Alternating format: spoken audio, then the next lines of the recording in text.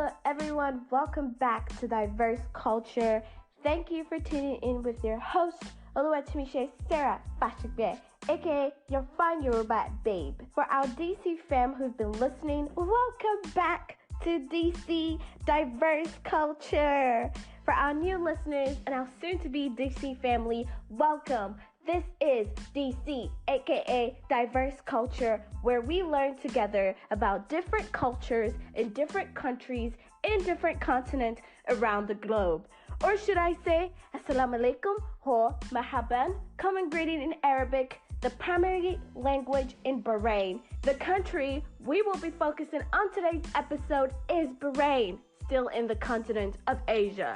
Don't forget to subscribe and turn on your notification bell to know when Diverse Culture posts new episode available to you on YouTube. Also, don't forget to follow our Instagram page at _diversecultures_ to get connected with us and get to know us more. So let's dive right into our beautiful country of Bahrain. Bahrain is widely known for its nickname given to them by Koreans, the Pearl of Gulf. Bahrain is a country in the Middle East and a highland country in the Arabian Gulf. It is situated east of Saudi Arabia and North Qatar, west of Asia. Before I continue, in this episode, we'll be learning about Bahrain, obviously, as we've said. We'll learn Bahrain's flag, the traditional dresses, the traditional food, of course, celebration and festivals, and fun fact about Bahrain. Alright, let's continue. Bahrain is known for being an island with subtropical climate, a desert vegetation, lots of sand, date palms, and camel. Bahrain received its independence on August 15, 1971. Okay? Bahrain has ethnically diverse population, a dual heritage, apparel divining and trading tradition. The country is in its petroleum and aluminium business and practice Islamic banking. It has a capital city called Manama with a population of 148,000. Its official language is Arabic English, which is widely used. Persian is also common, but it is spoken mostly at home. A number of languages are also widely spoken like Urdu, Hindi, and Tagalog. Alright guys, we're gonna go to ways of greeting in Bahrain. So, just a little disclaimer, this is really hard for me to pronounce. I practice. Very hard to pronounce all of this, so bear with me as we move forward. Yay! A formal way of greeting, mostly with the religion of Islam, is Assalamu alaikum, which means peace be unto you. Welcome, which is Halahan Wasalan. Good morning or blessed morning is Sabah al Khair. Good evening, Masah al Khair. Good morning, Sabah al Khair. Good evening, Masah al Khair. I tried to pronounce this, so it might be hard, but I tried my best. Our ethnic group in Bahrain is predominantly Muslim and include both the Sunni and the Shia. Christian constitute about half of the remaining 1/5 of the population, with the rest containing of Jewish, Hindu, and Baha'i. We're going to talk about Bahrain's flag and its meaning. I love talking about a country's flag and knowing its meaning just because it gives you a little bit of their history and just a little background of what the country's about. So let's dive right into it, okay? It is said that they didn't really know when the first red and white flag of Bahrain was established, but the recognition was given to the flag in 1933 under the influence of the British advisor Charles Baglave. Bahrain's flag features a white band on the left and a larger red band on the right, with a serrated line of 5 triangles that divides the two colors. The red is a traditional color for the flags of Arabic state of Arabian Gulf. The white is on the hoist side, the 5-point representing the 5 pillars of Islam. The red represents an existence of history, while the white band represents and commemorates a treaty that the nation signed with the British Empire. Now we're going to talk about one of my favorite thing to talk about is obviously traditional food. I love talking about traditional food just as much as I love talking about culture. I think knowing just a snippet of a country's traditional food also tells you a lot about the country's culture, the country's traditions, and just things that they like to do. Food ties into culture representation from my perspective. But I will be stating the 5 traditional Bahraini food. So if you want to look more into Bahrain traditional food, you're more than welcome to. Okay, so Bahrain, of course, is an island country situated in the western part of Asia. The country is famous for its lush crops of date palms. Majority of the delicacies are blended with cultures of cuisines from Persian, Indian, Balochi, African, Far East, and European side. First on the list is sambosa. Alright, so I've had this before, but not like the Bahrainian style. I've had the African sambosa. I've heard it called samosa. So when I saw this, I was like really geeked. I was like, samosa, okay? Whatever. So sambosa is consumed as an appetizer. Could be eaten all times of the day, like breakfast, lunch, dinner. This is a thin pastry dough packed with many options of filling, such as cheese, meat, pizza-style stuffing. It is shaped into a triangle and fried until turned into a nice, crunchy, golden pocket, okay? That is sambosa for you. Sambosa is really nice. I've tried it. Well, not Bahrainian samosas, but I've tried samosas before, and I really liked it. So you can guess that's probably going to be one of my top 3, you know? Next is baleli. All right. This dish is prepared using sweetly spiced vermicelli pasta, typically served for breakfast. Pasta is cooked and served with fried or scrambled egg, unique blended of sweet and spicy flavor. Okay, nice. Next on our list is shabat safran. This is a refreshing drink, generally sweet in taste. It is a Parisian-inspired drink, and it's believed to help numerous health issues like lowering blood pressure or help maintain depression, many more. So that's really interesting. We have kebab Bahraini, so Bahraini kebab. It is a vegetarian dish prepared using a combination of chicken pea flour, gram masala spices, egg, and finely chopped tomatoes and onions. They're served for the itfa meal, accompanied by a sour tamarind sauce. Nice. And our last one on our list is called tikka. Tikka is a dish often containing of chicken marinated with tomato and paprika spice, but other meat could be used for this dish. The chosen meat can be marinated with yogurt, making it a yogurt tikka. That's very interesting. That's really nice.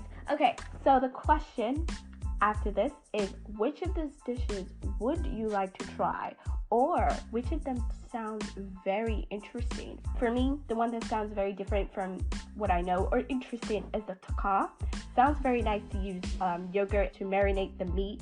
That would be very interesting to try. Obviously, I would want to try the Bahrainian sambosa just to see like the different African style, like how Africans created their own samosas. And then another one I would love is baleli. I would love to try that. Basically, I would love to try everything on this list, but I'm just going from what sounds very most interesting. But all of them sounds really interesting. The only thing I could say that would be the list interesting or one I would like to try, because I'm not a vegetarian.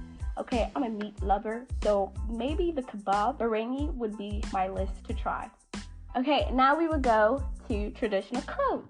One of the most important things to know about a culture is also the traditional clothes. That tells you a lot about their culture, it tells you a lot about their style, and it just gives you insight. So, traditional Bahrainian clothing is very similar to the ones worn in their Gulf country, and they also follow the Arabic style, so it's very similar to their Arabic style. In accordance with religious belief and cultural norms, personal styles and cultural traditions are influenced in the clothing worn by Bahrainians. So the men's traditional clothing, they have the thobe, a traditional clothing for men, which is a long white or beige robe called a thobe. This is worn typically with an additional inner linear clothes or an undergarment such as pants or a small skirt. Then they have the bishit, B-I-S-H-T. Some events and festivals may require the wearing of additional adornment in addition to the thobe. Such adornment is a black cloak called a bishit, which is worn over the thobe, decorated with patches or embroidered with gold at its edges. So we have the headpieces, and there are 3 of these headpieces. This is a traditional headpiece worn by men and consists of 3 items.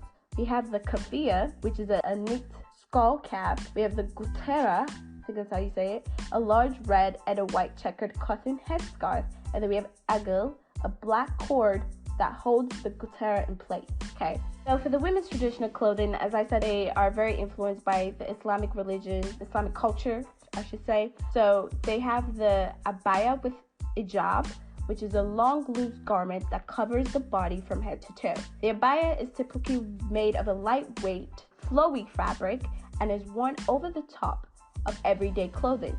It is usually paired with a separated head cover called the hijab or niqab. That's very interesting to me because I've always heard the hijab. I've never heard the niqab. So there's variation use of hijab. One variation is it's one to cover the head and the neck by a scarf called hijab. And some cover their face, leaving only their eyes uncovered as part of the Islamic tradition. And then we have the jalabiya, which is another type of a traditional red embroidered dress worn usually by young and unmarried females at festivals. And then they have the golden patchwork and the head jewelry that also comes with the jalabiya. Okay, now we're gonna go with the festival. Festivals and celebration in Bahrain. So our first festival, well, it's not like the first one, but on the list is Muharram, which is an Islamic New Year celebrated every year. Now we have the Ashura. On the 10th day of the Muharram on the Islamic calendar, the Bahraini Shia Muslim majority gather to commemorate the martyrdom of Hussein ibn Ali. For the most part, this is not a festival, but this is a sad period of intense grieving and mourning. We have the Milad Ali Nabi, which is the most widely celebrated festival in Bahrain. It is to honor the birth of the Prophet Muhammad, taking place annually in April. Of profession, fasting, and storytelling happens in the festivity of the celebration. Then we have our Independence Day. Every June marked the day in 1971 when the Bahrain regained its independence from British after being part of the protectorate state for more than 100 years. And now we have our Ramadan and Eid al-Fitr, which is the holy month of Ramadan, which is seen as a festive season by Muslims, a period of charity, reflection. This culmination of Ramadan is known as Eid al-Fitr, a 3-day celebration of feast, celebration, and many more. At the end of this, which of this festival sounds interesting, sounds fun, sounds exciting, sounds like something you would want to partake in? I honestly would want to see how they celebrate their Independence Day and would want to see how the Ramadan Eid al-Fitr is celebrated. So we're almost to the end of this podcast, this video, which we're going to talk about our fun facts. Of course, you can't end the video, you can't end the podcast without knowing fun facts. Fun fact about Bahrain is in 2004, Bahrain's flag set the Guinness World Record for the largest flag with 169.5 meters long and 97.1 meters wide. Nice. I did not know they have Guinness World Record of largest flag. They have I feel like they have Guinness World Record for everything. Anyways, the country people, the natives, they love coffee. They consider the ritual of coffee drinking one of the most important aspects of social life. Nice. Bahrain is the smallest country in the Middle East, and it is Asia's third smallest country, covering an area of only 295 square miles. Okay, so the country's education system is said to be the oldest in the Arabian Peninsula, and it's divided into primary, intermediate, and secondary level. Bahrainian, the kingdom has one of the largest mosques in the world, Al-Fitah Mosque, that sprawls over an area of 6,500 square meters, and in 2006 it became the official state of National Library of Bahrain that has over 7,000 books. Those are some interesting fun facts. So that it is for our Bahrain country, the beautiful country that has desert, vegetation, lots of sand,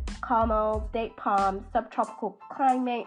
Bahrain is such a beautiful country, just like every other country is such a beautiful country. So if you're looking for a place to visit for just like vacation or a cute little couple's day or something like that, you have that money to do it, go ahead and check out Bahrain. Bahrain is such a beautiful country, and I would love to go visit there one day. But that is it for diverse culture. Until next time, be diverse and stay tuned. Bye!